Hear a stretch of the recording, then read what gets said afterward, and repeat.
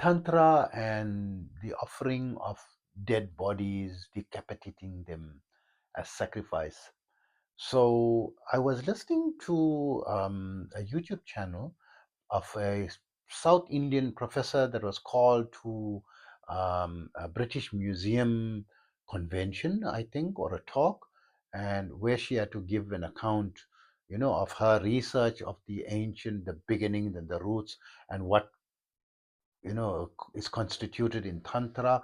And there was a mention also of a dead body being decapitated and being offered to the gods or the goddesses and the yoginis and so forth. So I just want to discuss that in this video today and my perspective on it, right?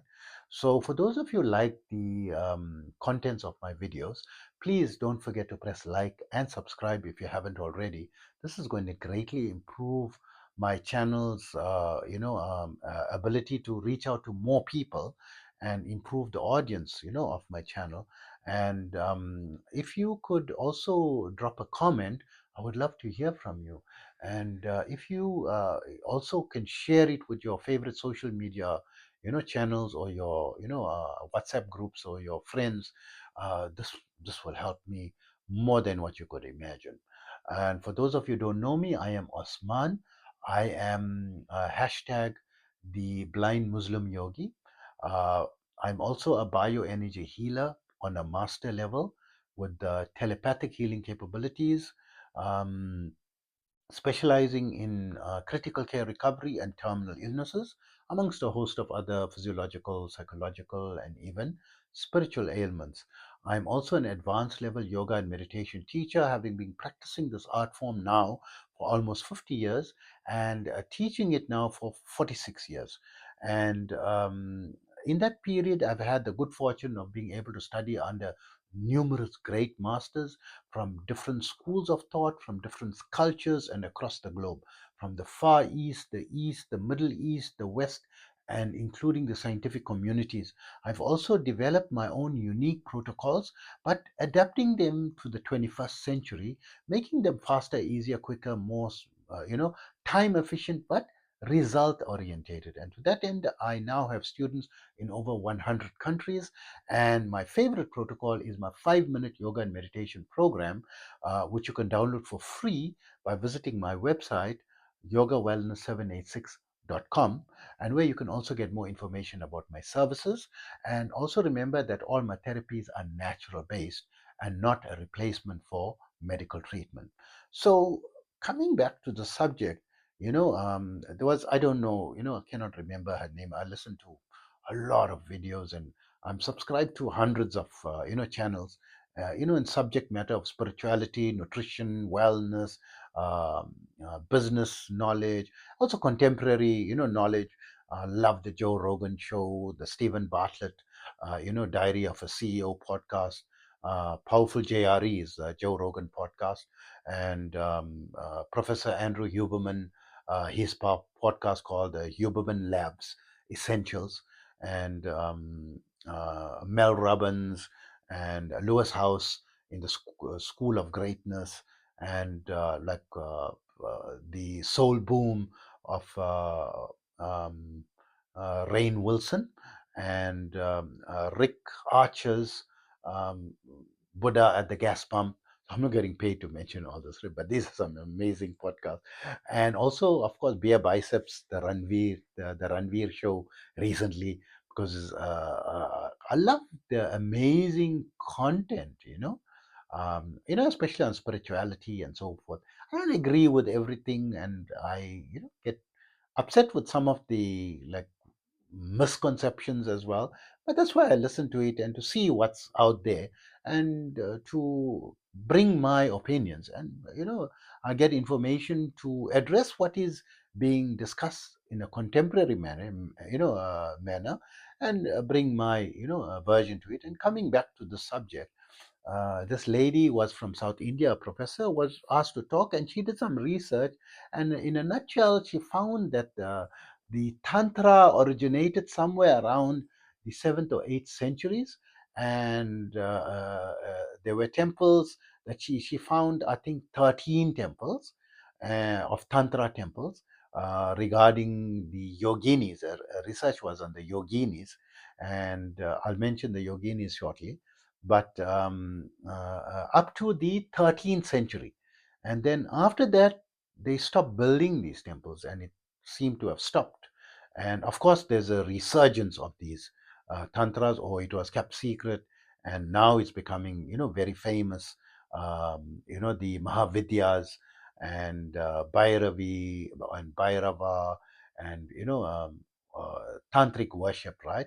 And of course, very popular in the 21st century and 20th century is tantric sex and offering of alcohol, and it's like a very cult-like thing, right? Of course, they've got the justification what it is, and in a previous video, I did mention what tantric sex actually is. It is something on a very high level of spirituality, right? And you can search that video on tantric sex, and to know more about that.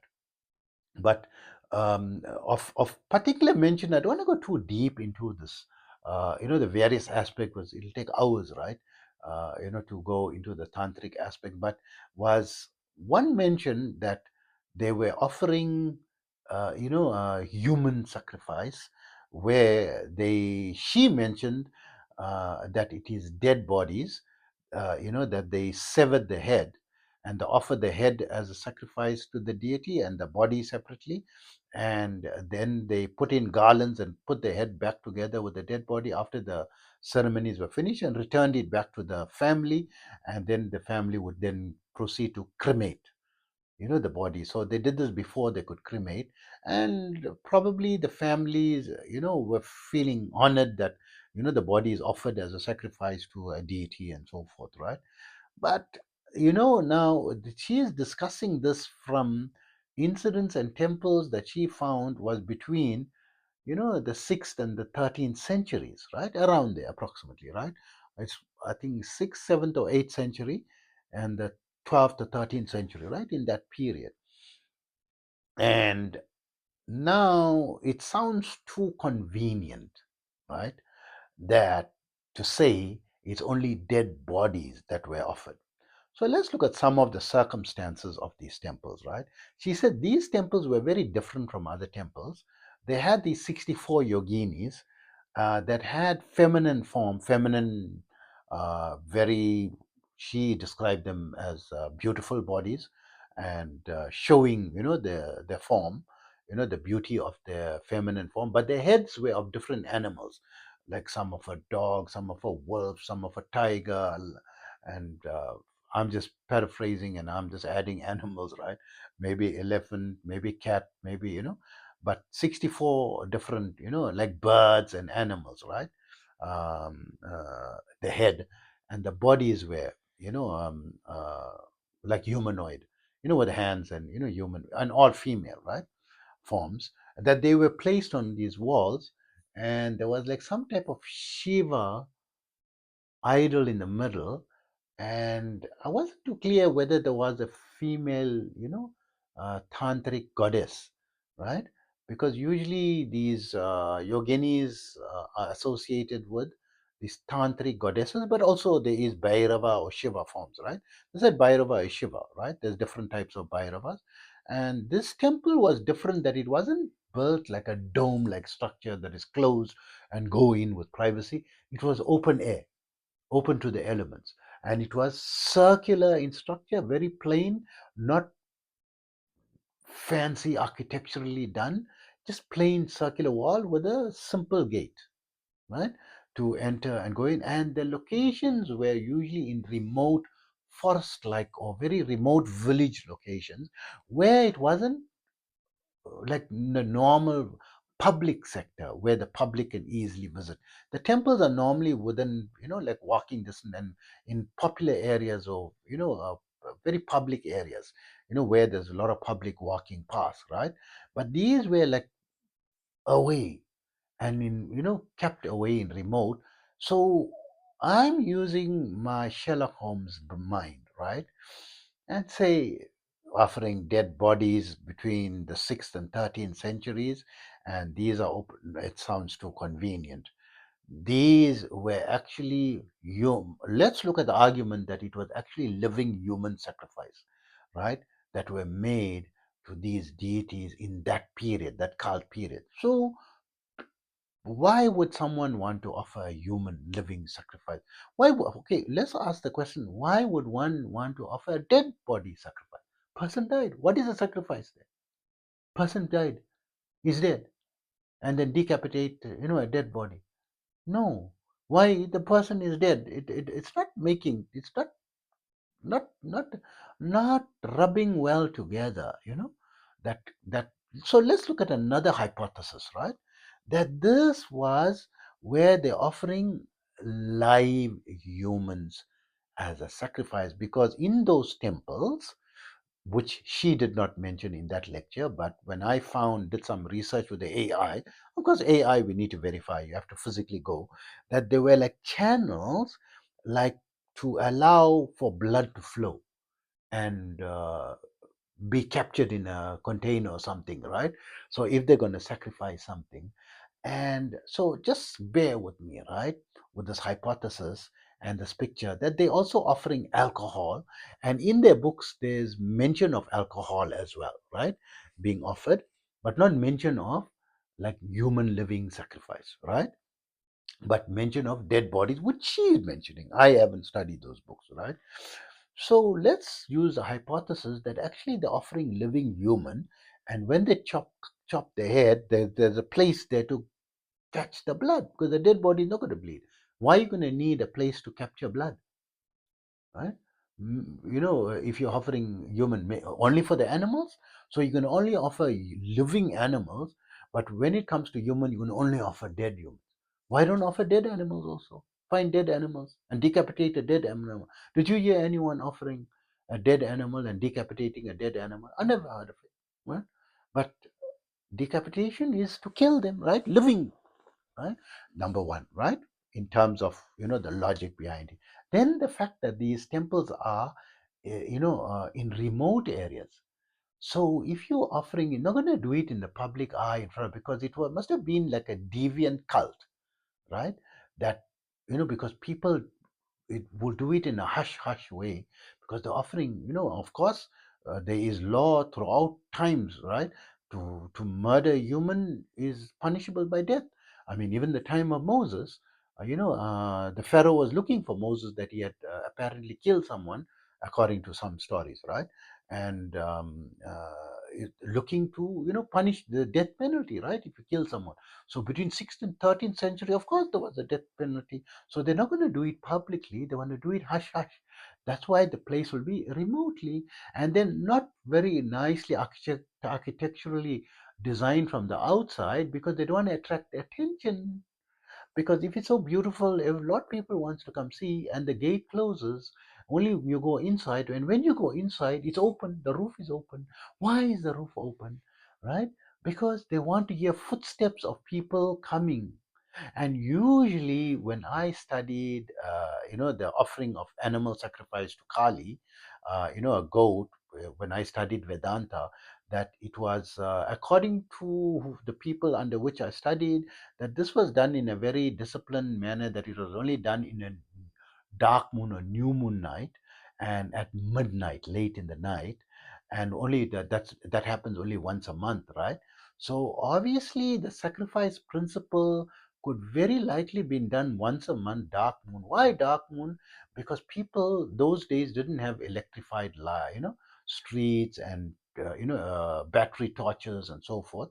You had to it was too dark to find your way. If you're going to come quietly, you have to burn like a fire torch, and the open roof, that if someone walking, if a twig break someone's footstep, in the darkness, they may tramp a dry twig, they will hear it, and they suddenly keep quiet and send someone, to chase that person away, or maybe make him a second sacrifice, right? Who knows, right? So so that's why open air, so that you can hear, because the god is inside. You're not praying to the moon, or offering to the open air. You're offering to, because there's a deity inside, right? So why keep it open? So you can hear people coming, and dark moon. so that people don't, and remote area, right, and they're doing it in the dead of night, so that people can't just walk and interrupt them and know what they're actually doing. And also the inclusion of alcohol makes a sense that, I mean, in maybe they believe that this sacrifice must not be crying and afraid. It must be given willingly. The person must not know, must be very calm and happy, and they give it a lot of alcohol, give the person that they're going to sacrifice a lot of, make the person like piss drunk, right? You don't know what's happening, that they're going to kill him or anything, and they just bring him like he's like almost senseless drunk, right?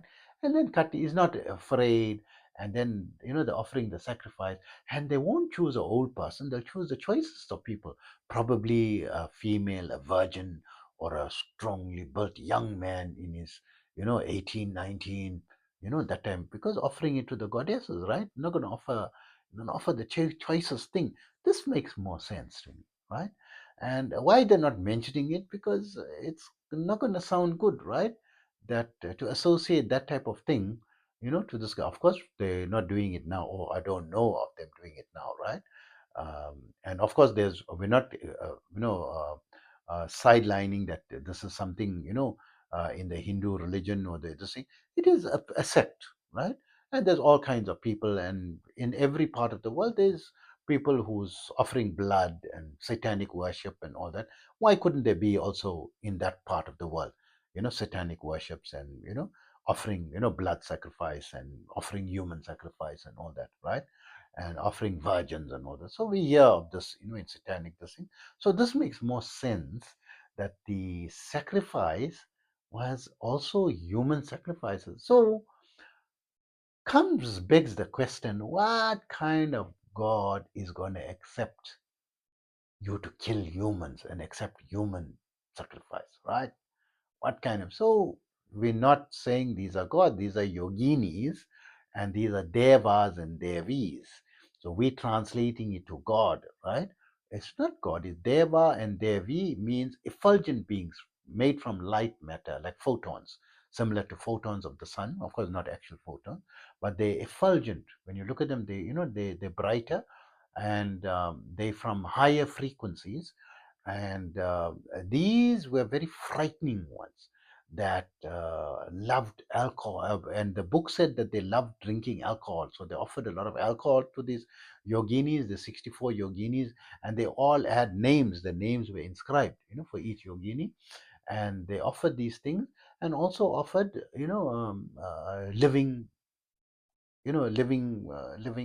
animals, as sacrifice, sacrificing animals, which is still being carried out in tantra, in the temple, but with animals, not with humans, of course, right?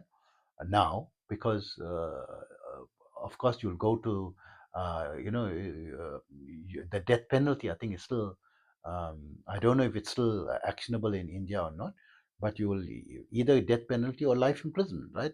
The law will not accept, nor will the United Nations accept, and the international community all will clamp down on such things, right, in these days. And as far, then how come did this worship stop after the 13th century, up to 13th? Because there were so many invasions in India. Probably the Mughal, just before the, because when the Mughal invasion came, they came with rules and regulations, and they of course would have abolished such worship, and they would have went left, right, and center, and go to across crisscross the land and see these structures and want to know and investigate what's it about, and stop that type of, that's why no newer temples, they were up to that period only, that they could find this type of yogini worship and tantric worship, of those particular, the thing. It could have been some type of satanic worship, or I mean gods. But let's look at from the devas, devis worship, right? That they very fierce entities, and when you offering them life forms, now you must know that these are frequencies from a different realm, right? A different, so we are in planet Earth, in the Milky Way, and even in the solar system. Earth is like a small blue dot. It's like an insignificant thing. Imagine you and an alien, and you coming in and visiting the planet Earth, going with your spaceship, you're going to look at it. And even the aliens, if they look like ET, the humans going to not look like them. They don't feel humans are humans. This is another creature on the planet, right? It just seems to be, much busier and, destructive creature. And look amazing. They got lions and zebras and humans. It's just another animal from their perspective, right? And let's look at a lion, right? If you if the lion is hungry and it sees any a deer or a buck, right? It's going to hunt it, right? And if there's a human there, right? The human is going to hunt the human and eat it.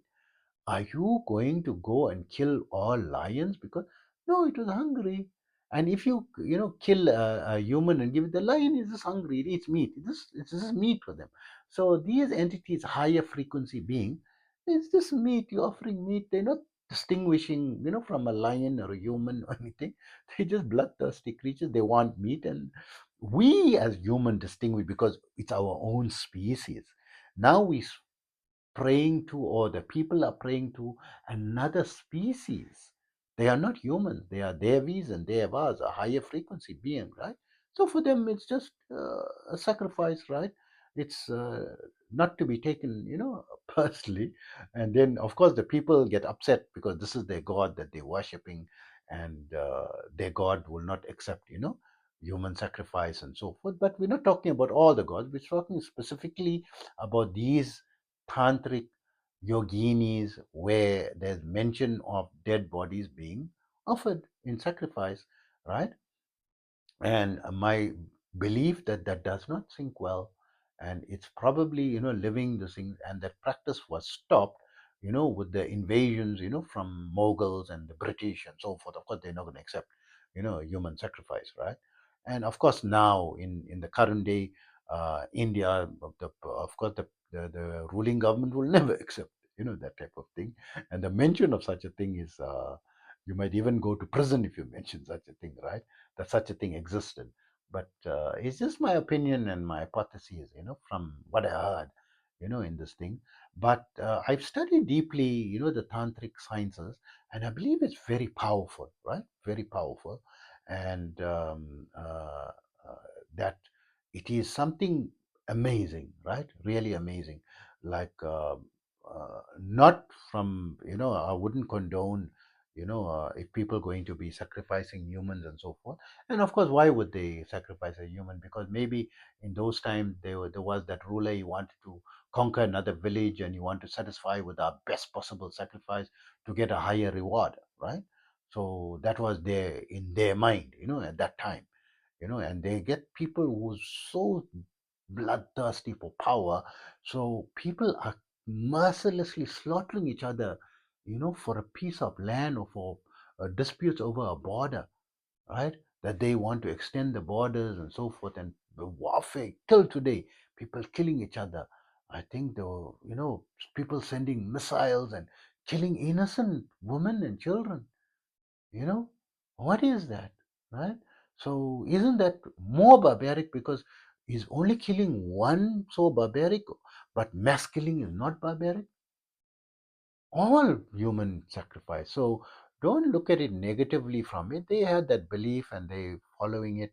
And even the Devis and Devas, they just think they eat meat and it's like a lower frequency being, right? They're accepting the sacrifice, right?